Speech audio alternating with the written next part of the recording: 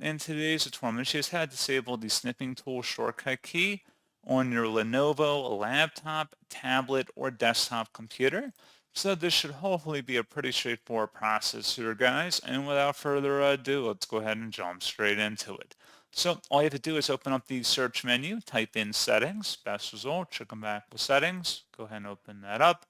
Select accessibility on the left panel, and then on the right side, scroll down underneath interaction and select keyboard.